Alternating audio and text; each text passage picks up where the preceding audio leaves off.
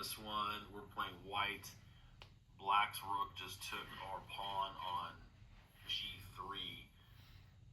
Our king looks to be somewhat exposed on a1. We got to be careful with like a back rank mate. But I mean, we have a2 to escape to, so I don't think there's really anything really to worry about. But let's go on the offense here. I mean, our knight is nestled in there on d6. It's posted and protected by the pawn on e5. I'm really liking this pattern of just starting off easy. Rook takes f7 check.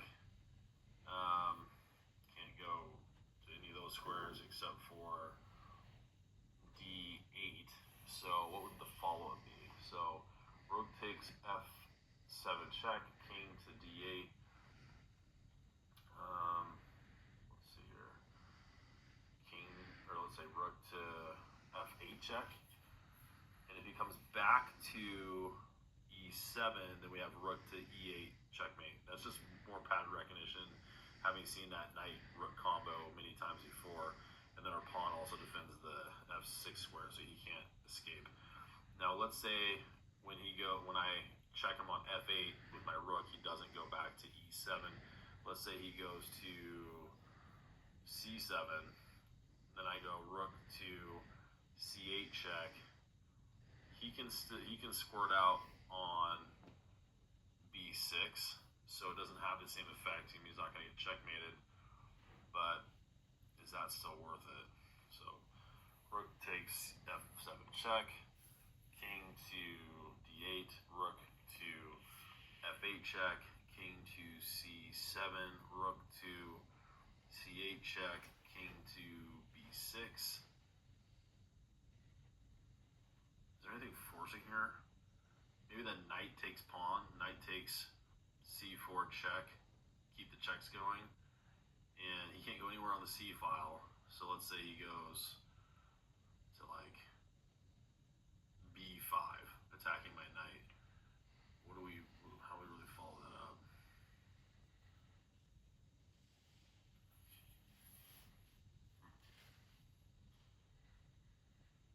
Maybe it's a4 check, keep the checks going, and kind of goading him into taking the a4 pawn.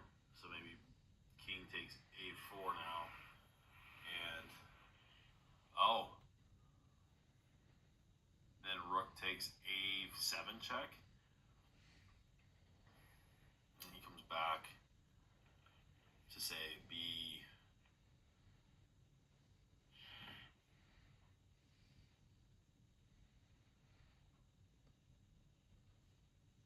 Goes back to like b4. So what do we really have? I mean, we picked up 3 pawns, so that's definitely helpful, but I don't know.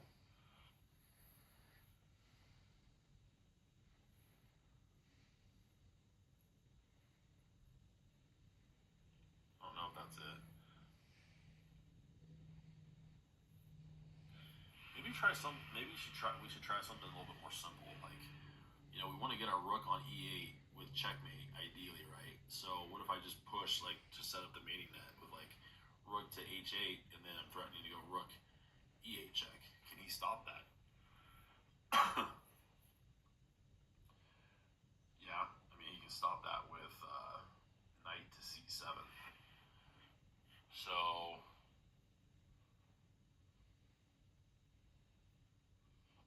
but you know what?